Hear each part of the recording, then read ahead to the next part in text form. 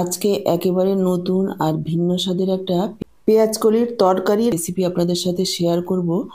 এটা অসাধারণ হয় খেতে। এখন শীতের সময় বাজারে প্রচুর পরিমাণে শীতের সবজি, তার মধ্যে একটা হলো পেঁয়াজকলি। এই পেঁয়াজকলি আমি আজকে যেভাবে রান্নাটা করেছি, এটা আপনারা ভাত, রুটি যা দিয়েই খাবেন ভীষণই ভালো লাগবে। আর রান্না করাও একেবারে সহজ। এভাবে রান্না করলে বড় থেকে ছোট সবাই চেয়ে চেয়ে খাবে। যারা একেবারেই বিশেষ করে বাচ্চারা একেবারেই সবজি খেতে পছন্দ করে না, কিন্তু আজকে আমি যেভাবে রান্নাটা করছি, এভাবে রান্না করলে বাচ্চা থেকে বড় সবাই চেয়ে চেয়ে খাবে। তো চলুন আর বেশি দেরি না করে একেবারে রেসিপিটা দেখে নেওয়া যাক। নমস্কার বন্ধুরা, আহারে বাহার রান্নাঘরে আপনাদের সবাইকে অনেক অনেক স্বাগত জানিয়ে শুরু করছি আজকের এই দারুণ স্বাদের পেঁয়াজকলির রেসিপি।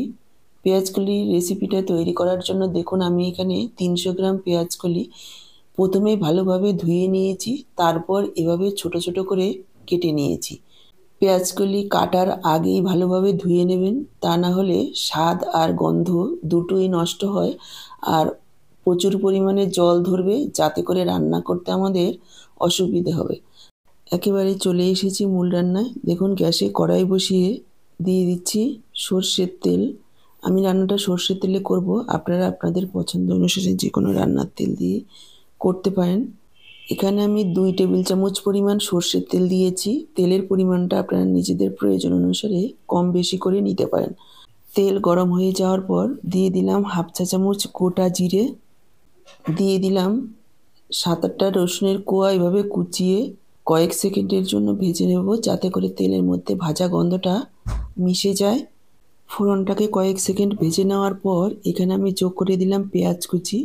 এখানে মিডিয়াম সাইজের 2টো পেঁয়াজ দিয়েছি এভাবে কুচিয়ে। এবার একটু হালকা লালচে করে ভেজে নেব, খুব বেশি কড়া করে ভাজার প্রয়োজন নেই। দেখুন একটু হালকা লালচে করে ভেজে নিয়েছি, এর থেকে আর বেশি ভাজবো না। এবার আমি যোগ করে দিচ্ছি আলু। এখানে মিডিয়াম সাইজের 2টো আলু এভাবে ছোট ছোট করে কেটে নিয়েছি। এবার আলুগুলো দিয়ে দিলাম। আলুর পরিমাণটা আপনাদের নিজেদের প্রয়োজন অনুসারে কম বেশি করে নিতে পারেন। আবার চাইলে আলু দিতেও পারেন, নাও দিতে পারেন, তবে আলুটা দিলে খেতে ভালো লাগে আর বাচ্চারাও বিশেষ করে পছন্দ করে। এই পেঁয়াজকলির রেসিপিটা আপনারা বাচ্চাদের স্কুলের টিফিনেও দিতে পারেন। এবার প্রায় 2-3 মিনিট সময় নিয়ে আলুগুলোকে হালকা লালচে করে ভেজে নেব। দেখুন প্রায় 2-3 মিনিট সময় নিয়ে আলুগুলোকে ভেজে নিয়েছি।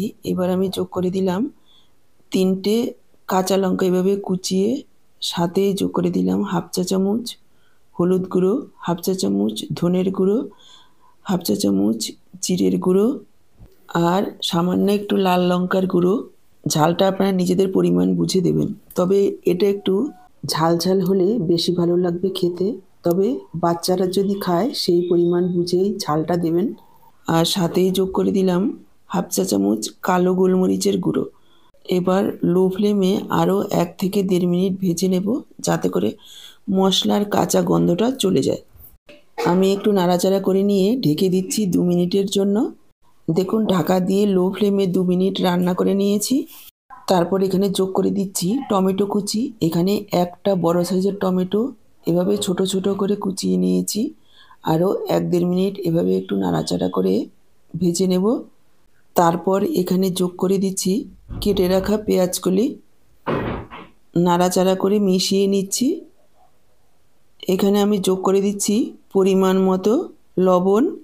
আবারও ভালোভাবে মিশিয়ে নিয়ে ঢাকা দিয়ে দেব 3-4 মিনিটের জন্য। দেখুন ঢাকা দিয়ে 3-4 মিনিট রান্না করে নিয়েছি। খুব সুন্দরভাবে আলুও সেদ্ধ হয়ে গেছে আর পেঁয়াজকলি আলু ভাজা ভাজাও হয়ে গেছে। এবার পেঁয়াজকলি আলুগুলোকে এভাবে একটু কড়াইয়ের সাইডে করে নেব, সাইডে জায়গা করব। এদিকে একটা বাটিতে 2টো ডিম ভেঙে রেখেছি। আমরা চাইলে সরাসরি কড়াতেও দিতে পারতাম, তবে অনেক সময় ডিম নষ্ট বের হয়। সরাসরি কড়াইতে ব্যবহার না করে এভাবে বাটিতে ভেঙে নিলে আমরা বুঝতে পারবো। তারপর সেই ডিম 2টো দিয়ে দিলাম কড়াইয়ের মধ্যে। সাইডে একটু জায়গা করে ডিমগুলোকে একটু ভাজা ভাজা করে নেব এভাবে। যখন এভাবে নাড়াচাড়া করতে করতে 80 থেকে 90% দেখবেন ভাজা ভাজা হয়ে এসেছে, তখন এভাবে পেঁয়াজকলির সাথে মিশিয়ে দেব। খুব বেশি কাঁচা থাকতে দিলে কাঁচা গন্ধ আসবে, খেতে ভালো লাগবে না। একটু নরম থাকতে দিতে হবে যাতে পুরোপুরি ভাজা না হয়ে যায়, তারপর এভাবে মিশিয়ে দিতে হবে। একটু নরম থাকলে এভাবে পেঁয়াজকলির সাথে মিশবে আর ডিমটাও একেবারে গুঁড়ো গুঁড়ো হবে, ভালোভাবে মিশবে।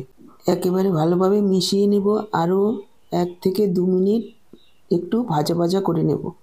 দেখুন 2 মিনিট মতো ভাজা ভাজা করে নিয়েছি ডিমটা দেওয়ার পর। এবার আমি এখানে যোগ করে দিচ্ছি গরম মশলার গুঁড়ো 1/2 চা চামচ।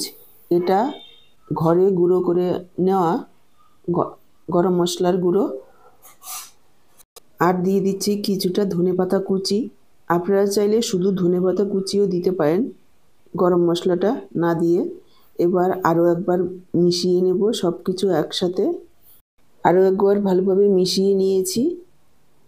এবার 5 মিনিটের জন্য ঢেকে রেখে দেব স্ট্যান্ডিং টাইমে, যাতে করে গরম মশলা ধনেপাতার গন্ধটা ভালোভাবে মিশে যায়। 5 মিনিট পর দেখুন আমি সার্ভ করে দিচ্ছি। ফেসবুক থেকে ভিডিওটা দেখে থাকলে আহারে বাহার রান্নাঘর পেজটাকে ফলো করার অনুরোধ রইল। আজকের পুরো ভিডিওটা দেখে কেমন লাগলো কমেন্ট বক্সে জানাতে ভুলবেন না। ভালো লাগলে অবশ্যই একটা লাইক করবেন, প্রচুর প্রচুর শেয়ার করবেন। আর আপনি নতুন বন্ধু হয়ে থাকলে চ্যানেলটাকে সাবস্ক্রাইব করে সাথেই থাকবেন। বেল বাটনটা অল করে দিলে আমার দেওয়া ঘরোয়া নীতি নতুন রেসিপির আপডেট সবার আগে আপনাদের কাছে পৌঁছে যাবে। দেখুন আমি সার্ভ করে দিচ্ছি, কতটা লোভনীয় হয়েছে দেখতে, খেতেও অসাধারণ হয়। একবার হলেও এভাবে বানিয়ে খেয়ে দেখবেন, আর বাড়িতে বানিয়ে খেলে কমেন্ট বক্সে জানাতে ভুলবেন না যে আপনাদের কেমন লাগলো।